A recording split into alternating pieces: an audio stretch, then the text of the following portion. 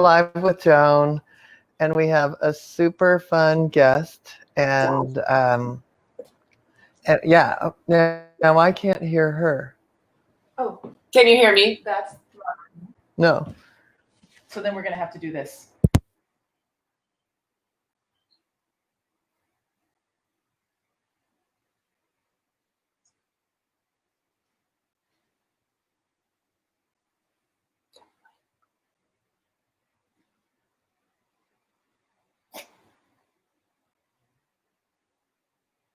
Okay, there you go.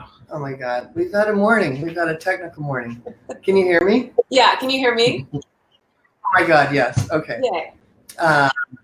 All right. So welcome to Live with Joan, and we're going to introduce our guest here in a moment. And we're going to have some fun today. And I wanted to, as people are getting on, I wanted to go ahead and talk about a couple of things, and then I'll introduce you, Erica, so it's going to be like a little intro. So I have if you're new to me, my name is Joan Ranquet. I'm an animal communicator, energy healer, author, founder of Communication with All Life University, and you just keep talking. I'm going to fix the Wi-Fi. Okay. And I'm, yeah, so that's me. And we're going to probably disconnect for 2 seconds. Okay.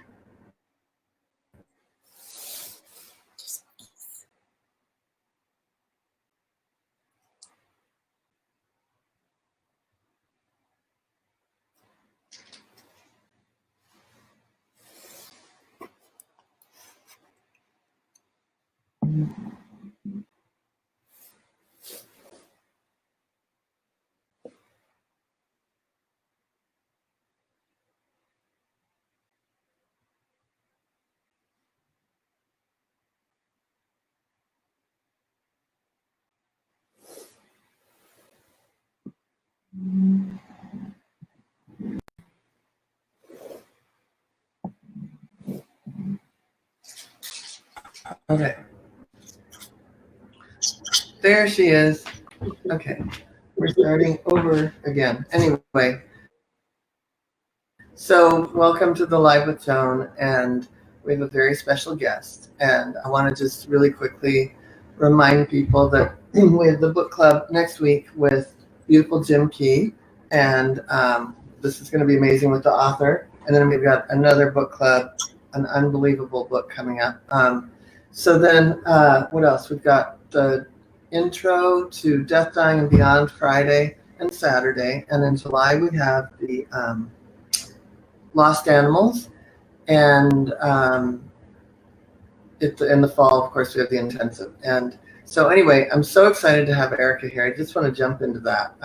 So I wanted to introduce Erica Tibbetts. She's someone that graduated from my program and is one of my favorite people walking the planet, and a dear, dear friend. We've been through a lot together. And she's just an extraordinary healer and animal advocate, animal communicator, and human being. So it's really fun to have you here. Thank you for joining. Wow, thank you. I feel incredibly privileged and honored to be here. And it's so amazing to just be in like my meditation room with my dogs, hanging out with you and all your people on live. It's amazing. That's really fun. And think of how many times we were with all of our dogs. I wanted Delilah to come say hi because I know you know her best. Delilah, come here. She's monitoring the naughty dog puppy behavior. This is way too many things near a computer. Come on, up. You want to tell them why we're on a computer instead of your phone? We're on a computer because we had some technical difficulties, but you're out of the frame, my friend. Say hi to Erica. Oh yeah, I'll move it. Anyway. Is that better? Yeah. Oh, thanks, Penelope. No, there's too many things here. Penelope, for a computer. Great. Yeah. Well, she can, you can, if you can hold her just for a sec, because I want her to say hi too. So anyway, there's Delilah. Beautiful girl.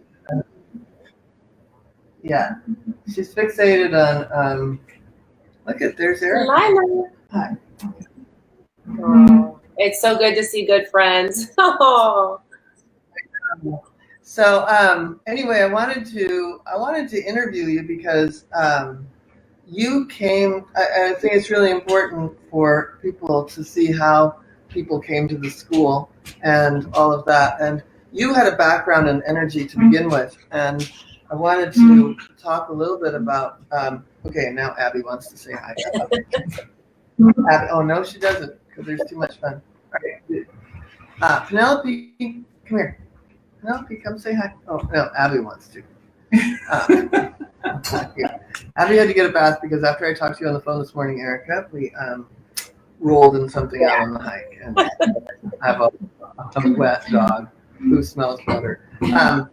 Okay, so do we know who's here today? Yes. So sorry. Yes. Lorraine Bollinger, Paula Wheeler says hi. Candace Schaefer says hi. Hi. Cindy says, Claudia, that is more than 2 seconds. Chris Hilton Wilson says, good morning. Bonnie Bernard Irving is watching. Penny Remfer says hi from Winston and Penny. Carrie Beth says hi. Leslie Williams says hi. Maureen Manning, Good hi, morning, Joan. everybody. All right, come on, kettle up. All right. Come on, Yeah, come on. Penelope's going to have to go for a little while. Come She's really rambunctious.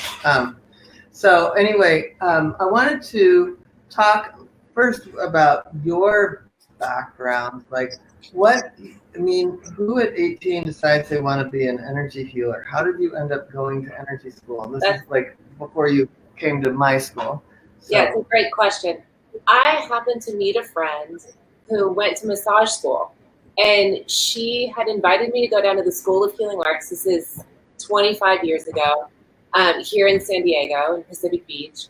And she said, please come with me because I just have to invite a friend to this open house.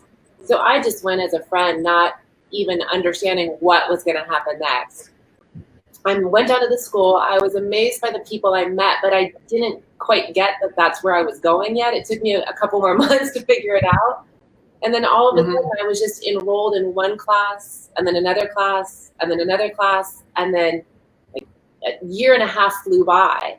And then they invited me to be a student teacher there, so that I became a student teacher. Then all of a sudden they gave me a teaching position there, and I was teaching in the shiatsu program. And all of a sudden they were like, you got your holistic health practitioner's license, and you're a shiatsu Zen touch practitioner, and you're teaching. And I never really realized that's what was unfolding until it happened. So I didn't really have a plan. That's so cool though, because obviously there must be some karmic reason that that was familiar to you and you went into it. Yeah, and it was right. Very natural. Right? Yes. It was like you talk about meeting your tribe. It was like the minute that I walked in that school and I met people, there was something that resonated with me on a soul level. And I just felt so comfortable there. And I never thought I would be doing energy work. I just loved being there. I loved learning just for me. I thought, who doesn't want to know how their chakras work? Who doesn't want to know how their meridians work? Who doesn't want to know this? So I just became more and more fascinated. But then even, teaching, I never thought of myself as a practitioner. I then was sharing the knowledge I learned that I was just using with my family and my friends and my animals. But I wasn't seeing myself in that way. And so I just went through life just always fascinated and wanting to learn more. And then I have always been really fortunate to find incredible mentors, you being one of them. And, you were the big catalyst from me going from just learning about human energy healing and the human energy field, which is the same as we know with all living beings. You were my big pivot to seeing how I could actually bring that into the world of animals at large, because I was certainly doing it for my own animals. But when I came to the school, when we met and I came to the school, that was my big pivot that really ignited me into using all of that knowledge in a way that I had not been inspired before. I loved sharing it. I loved using it for myself, but it hadn't grabbed me in the way that it did once I realized that I wanted to marry my passion and love of animals with this big skill set I had built. And so you were the catalyst of bridging that together, and then just, what unfolded next, I would have never dreamed of. Yeah. Oh, so I want to get there in a minute. So you and I met because you had a phone session with me. I can't even remember. How did you find me again? So remember, it's EFT. So I had my dog Clovis pass away unexpectedly and was very deep in grief, stuck in grief. And so I was looking for any way to help myself through that because it wasn't conducive to me or the rest of my dogs or my family. So I found a recording of you that you had done with the tapping solution. Oh, that's and I was so blown away. Yeah, I was so blown away by what you had to say and what you had to share that's like the thing. It like cracked something open in me. And then I was like, okay. So then that was a huge healing for me around the grief and Clovis. Like I listened to that over and over and tapped along with that and really heard what you had to say and knew you were speaking from like long life experience. And so when it came time that I needed support with a foster dog that you mentioned, Boris, I knew you were the only person I was going to call. And so that's the very first time we spoke. And that was. And then you adopted him that day. Yeah. That's all of our. It was right here in this room, and I can remember everything you shared with me, and every moment of that conversation because it was life changing. I mean, beyond, it was soul changing. It was everything. Makes me want to cry. Yeah. That is the power of this work, right? That is the, listening to each other, including our animals, and shifting and moving. So, I'll never forget. I know where I was sitting when I had the phone session with you, and I don't always, but I do remember it very clearly. And then I also remember not long after that you called, and I don't even think you took one class. I think you just joined the program. Like, boom, I'm in. Yeah, it was very clear. I just called you back and said I want to join the professional program, and that was that. And at the time, I was still in Seattle, so you came up to Seattle. I did. And then it was very fun. That was very fun. Yeah. I have so many great memories. Yeah. That last spring intensive up there was, it was spring, right? Or was it fall? It was the fall. Was it? I just remember that, and then I have such. I don't know. It was. What was that? It was spring because you didn't come to the fall. It was spring because you didn't come to the fall because your dad was sick. Yeah. Yeah. Okay. It's all coming back. Yeah. And then you did the death and dying here. So exactly. Because you were in class here too. Did that help add to your skill set? I mean, you could have just like had a phone session with me and then just pulled out your old toolkit and dusted it off and given it a try, but the school put it into a different place for you? Oh, absolutely. I 100% agree with you that everyone is an animal communicator, but having the knowing and the trust in yourself to get information accurately was something that that was not something I would have ever stepped into on my own. Maybe over years and years, over a very long time. But my fondest memories of school were being on those Tuesday night calls. And I mean, there's a lot, but like that was the thing that grounded me into the community of animal communication and energy healing, that it was real.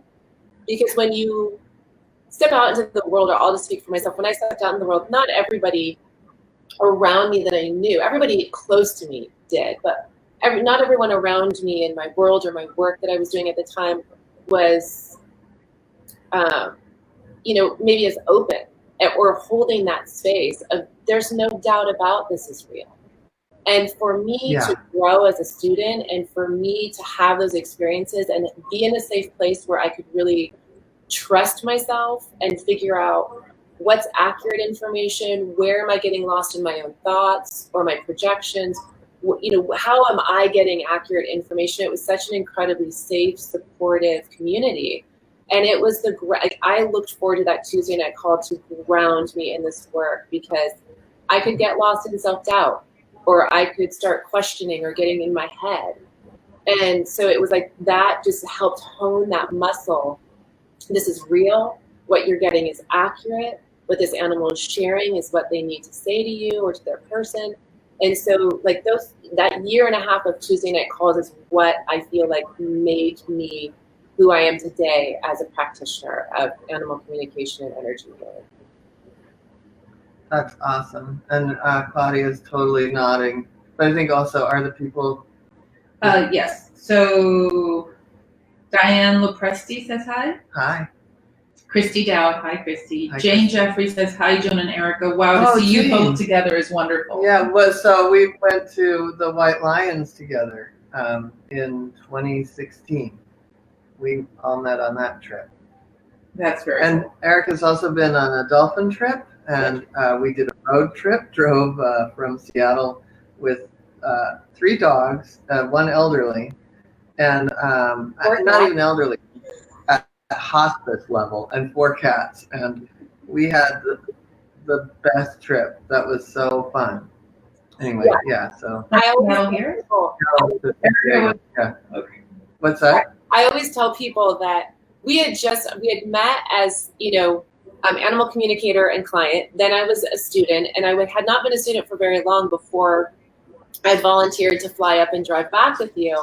And I told everybody, and I say this to this day, boy, did I get the opportunity to see Joan walk her talk on that trip. I cannot believe how easy the 4 cats were, how we were taking dogs and cats in and out of hotel rooms and luggage in and out of hotel rooms, and how it was just this like morphic field of like journey together, and everybody was on the same page and everybody was working together. And it gives me goosebumps just thinking about those memories, because you just think about all the things that could have happened or, had the potential to happen, and it was so effortless.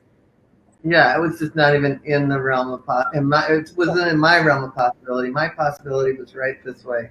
Yeah. We're moving on down. And I could see how your family, your animal family members were all so connected and in harmony with each other, through that whole experience. So it was very validating for me how incredible this work is and your work. I second that, Erica. Yeah. I see it every time. I agree with you 100%. Claudia sees it here every day too, Yeah. Thank you. You're an inspiration, Joan. Yes. Thank you. Well, so are you. So are there questions? Karen Muller says, hi from Deadwood, Oregon. Bernadette Sector says, hi, Joan, Claudia, and Erica. This is a wonderful interview. Love it. Oh, good. Hi, Bernadette. Thank you. So we've got a few people. Okay. A lot of people saying hi. So. Okay. So, so the Tuesday night calls really put it into it solidified it for you. And then I want to talk a little bit about what you did before you even came to the party, right? Like before you came to the school, you and your partner, Matt, have a history of fostering dogs, because I think this is where, you walk your talk. In my opinion, I'm always so blown away by what you do and what you do for Dog World. So I want to hear a little bit about how you started fostering and how you and Matt, because you and Matt are also a morphic field. And I know that it's been trial by error. You've had some dogs that came in that were like, wow, this is too much. Or, you've had to create what you've created because of some of the personalities or the trauma that's walked in your door. So I want to go do a little sidebar, if you will, on your life fostering, and then we'll talk about how it all came together and what you do now. Yeah, so we had 2 dogs that were brothers, litter mates, and one of them passed away at 5. And so when you have that kind of grief that I kind of worked through, you have to put that love somewhere and that devotion somewhere. And so we just started fostering. And I got introduced to a rescue here in San Diego named Spot Rescue. And we just took one of their feral dogs. I just looked at this dog and nobody could handle him. He was terrified of people. And I just said, I'll take him, I'll foster him. And it just was a way for me in the beginning to channel. So it was like service to me, this dog was, because it was a way to channel our grief into something really beautiful. And I still remember Prince very well. And I keep in touch with him and his family still to this day. So then after that, you kind of you see how your skill set, because I had my energy healing skill set, you see how your skill set can really help animals. And so then it was just after that, I wanted to take any dog that was either behavior or health challenge, because I felt like we both could work from home. We had the time, and I had the interest, the passion to learn more about dogs. And so it just snowballed into, at one point, I think we had 9 dogs, 9 like emergency foster dogs in the house. And so I learned it was on the job training for how to handle different behaviors, how to deal with different medical situations. So luckily I have a great holistic vet who was at our house seemingly every week, who became a good friend. And then I met some wonderful trainers, animal behaviorists, who helped me to really understand dog behavior. And so then after about 30 foster dogs being pretty intense behavior or health challenges, I kind of felt like, okay, I may know what I'm doing. And so the dogs that we fostered are a big part of my work and have taught me so much. They've been the greatest teachers. And you also, let's not forget, pack management. Yeah. You were on the job training of pack management in a way that, honest to God, I learned from you. And I really have learned a lot from you as I brought Abby in, and before Isabella died, and then I brought Penelope in, and I'm like crate and rotate, and I'm doing what I have to do. Dogs have to rest, have to have chill time, have to know where their space. You are a master at that, and you like 9 dogs. Hello, how did you do that? Yeah, and none of them. It was like 3 brand new dogs who didn't know each other coming in to our pack of, at the time, 3 dogs, and then maybe a medical foster coming in, and then somebody saying this dog has nowhere to go, and then taking that dog. And we wouldn't keep it at 9 all the time, but we would certainly emergency foster. But some of our fosters ended up staying for a year just due to medical or behavioral. They weren't ready to find their forever homes. But, you and your students and your program, as you know, became a great resource for some of the dogs that needed homes and needed that support. And there were times on those Tuesday night calls where I would see a dog. It's one thing if I'm connecting with the dog and I'm working with the dog and they're feral or they're fearful of people. It's a whole nother game changer to put that dog in a space where 15 animal loving, committed people are connecting with that dog going, I'm here for you.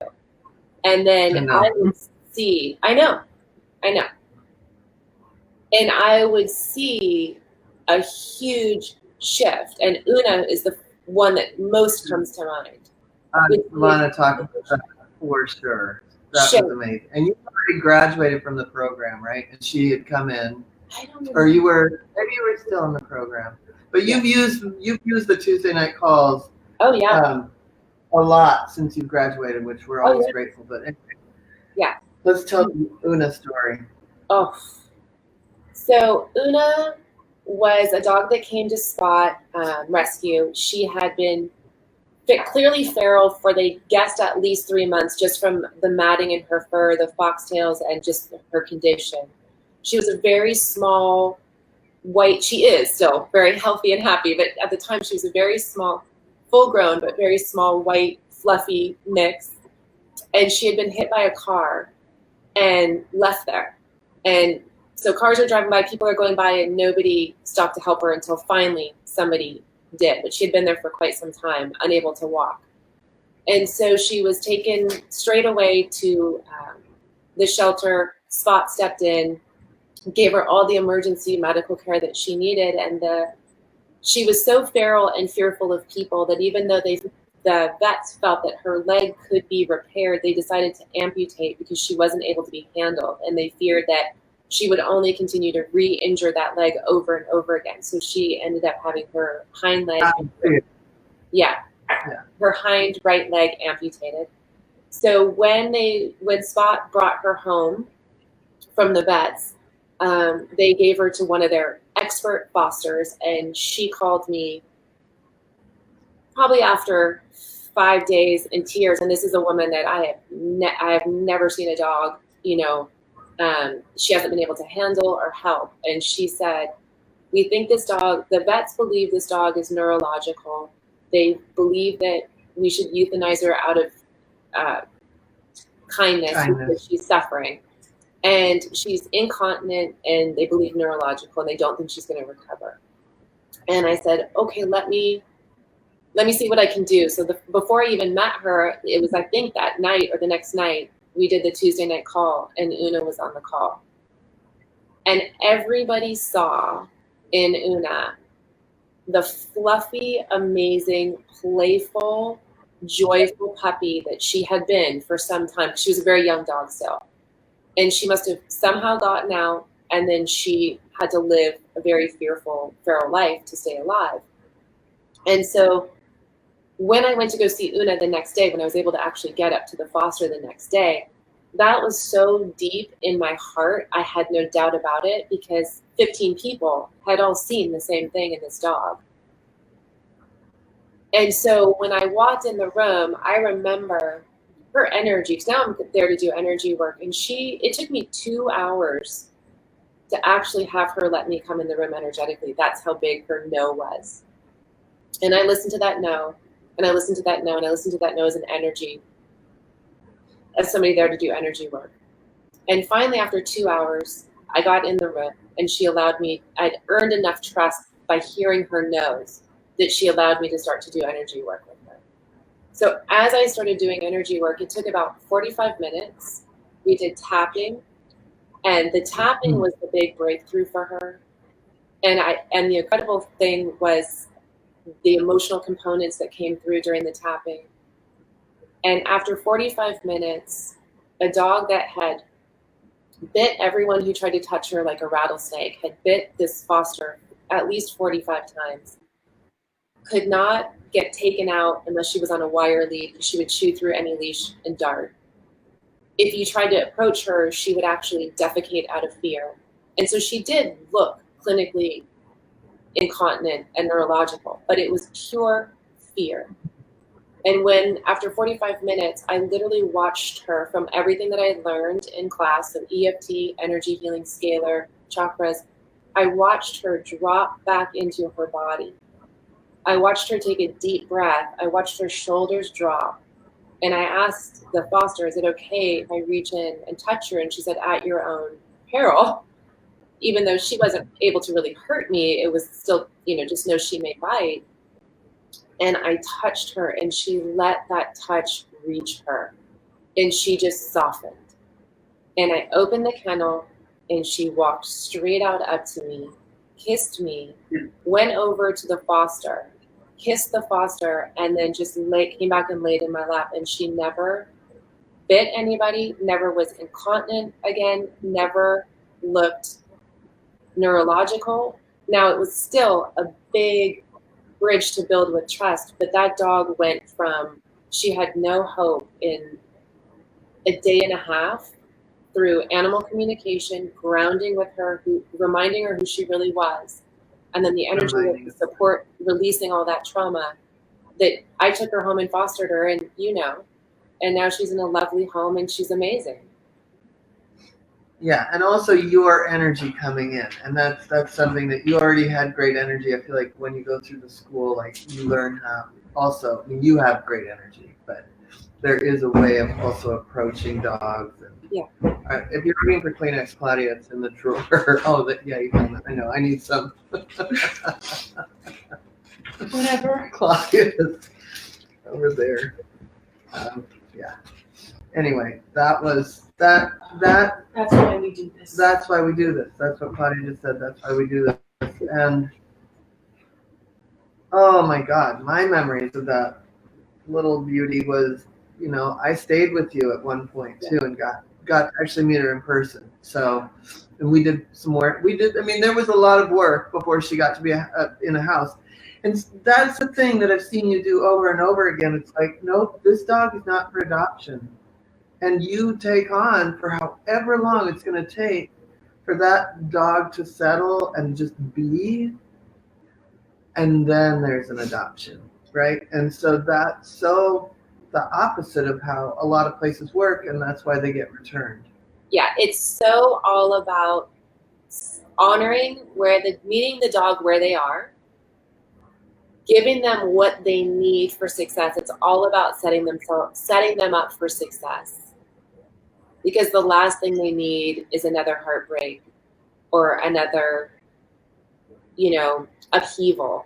Even though I know everybody in rescue is doing their best, and I'm so grateful for everyone in rescue who's out there working tirelessly to deal with the incredibly overwhelming amount of dogs and cats and other animals that come through our shelter system. If we have the opportunity, whether it be individuals who are fostering or rescues who can build facilities where dogs can stay and cats, any animal can stay longer if they need it. The other thing is, it's incredible to see dogs that have bounced through our house that literally they're here for a week and they're like, I'm good. And then they find their family and it's lovely. But the ones that I really feel like I serve the greatest are the ones that need the most care because of my skill set. Yeah. Yeah. Does anyone have any questions or comments? Okay. So Susan Rhodes, back to the management. Susan Rhodes, you have to meet Susan Rhodes. She has a hospice in Oceanside. Oh wow! Yeah, and you guys are neighbors. Yeah, your neighbors and your kindred spirits. Okay. So she's in the program now. She says, "Oh my God, sounds like my house, management all day long." Yeah, she said sounds like management. Nita Gomez has a question. She says she has a feral dog at the house. Is it better he bonds with her pack or her first? That's an excellent question. So, in my experience, my pack of dogs, especially for Una, were the bridge to Una trusting me. So as long as you have a pack that trusts you and can demonstrate to this dog that humans are trustworthy, they're positive, they're feel-good things when they walk in the room, I would let that dog blend with your pack and allow that pack to be a bridge to you. However, I wouldn't turn the dog solely over to the pack. I would still want to see you doing individual work with that dog and building that. But it's okay to let your pack be a safe space for a little bit as long as they're bridging the dog to you, if that makes sense.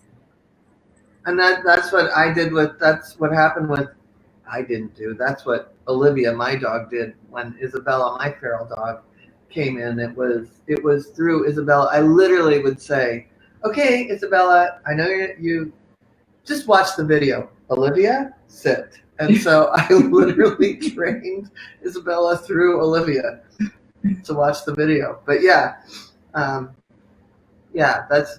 I agree that they are the bridge to seeing you as safe. That's awesome. And I love that Erica said, but you still have to do on your end the work. Yeah.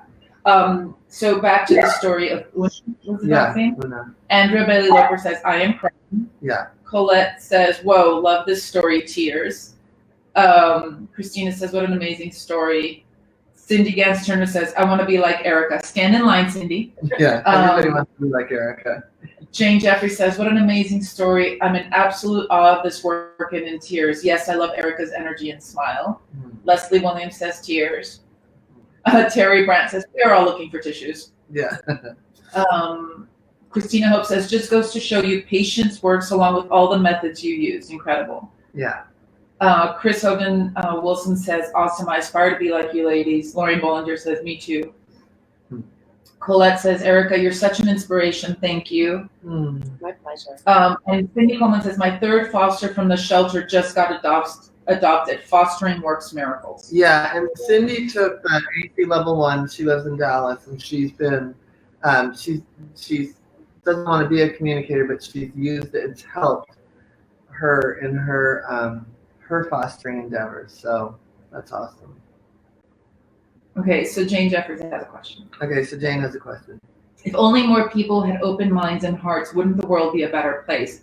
How do you, quote unquote, convert the non-believers?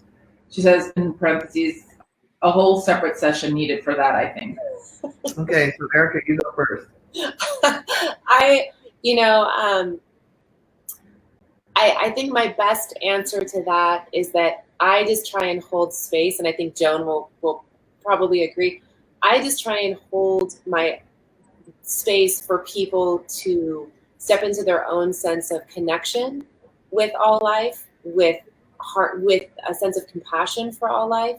I don't necessarily engage in an argument, because I think that becomes a mental exercise. So I really try and just walk my talk. I try and lead by example, I guess, or inspire by example, and just hold space for people to see that this is that love and connection and compassion are the things that serve both the person you're giving it to and yourself, and that we're happier and healthier when we come from a place of love. I mean, I'm human. I'm not always there. I have my moments, but I guess that would be my answer, is leading by example, or holding that space for people to meet me there and see the value in it for themselves. Yeah, and in my version of holding space also is I put blinders on, and I just a little Pollyanna in that I believe everybody believes in animal communication. And so if somebody doesn't, all right, well, I'm over here. And then I never feel like I have to prove anything. I don't have to prove anything. There are enough people on the planet. I was actually asked on the Today Show, what do you do when people think you're woo-woo? And I said, you know what? I am so busy, I don't even know who those people are. And if you're really doing your thing, you're in this, and the people that need your help are drawn to you.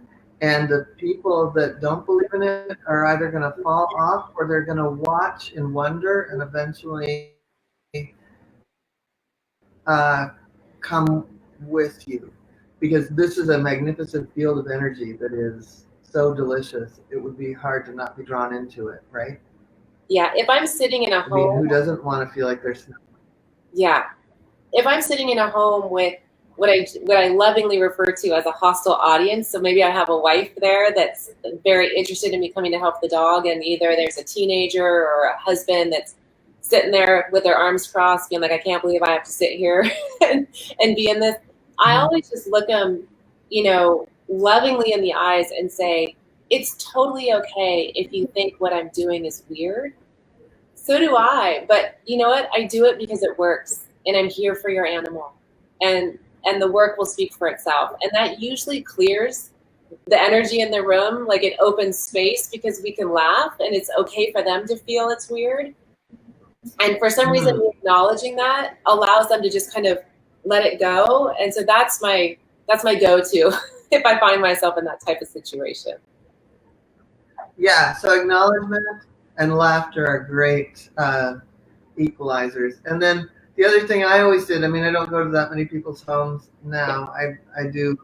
I open up sessions a couple of times a month, but just because the school keeps me busy. But I do still do sessions. But if there is somebody with their arms closed, I just again go into Pollyannaville, and eventually the guy in the corner is going, his arms will drop, and he'll be like, well, why won't the dog get in the car? So, it's just like, if I just stay so focused, then eventually it's a delicious field. People are attracted, and we all want to be, Alice in Wonderland, Jane Goodall, right? Like, who doesn't want to be all these things? You know, it's sort of like if you could fly today, wouldn't you? If you could talk to animals today, wouldn't you? If you could breathe underwater, wouldn't you? To me, there's no choice in it. It's like yes, yes, and yes, check. But so if you're fully engaged, it's a magnet eventually, and it's in such a magnetic field that either they have to leave the room, Right. or or they come in closer, and like Erica helps them drop their defenses. I stay so focused, I think, because in the beginning, 30 years ago, it was harder to have that kind of energy in the room, and so I just learned such an extreme muscle of I'm focused on this, and I also learned to focus on that because of things like, talk to that one dog out of 30 barking dogs in the doggy daycare, right? Like, so I'm used to like honing in on one thing, and I'm half border collie. I'm used to honing in on one thing with all the distractions around me, and I consider somebody not believing in something a distraction, and I'm like you got to go away. So that was a great question, Jane. So Erica, what is your life like now? Like you said in the beginning, you couldn't have imagined how it would open up, but you've got a billion clients. You're always busy.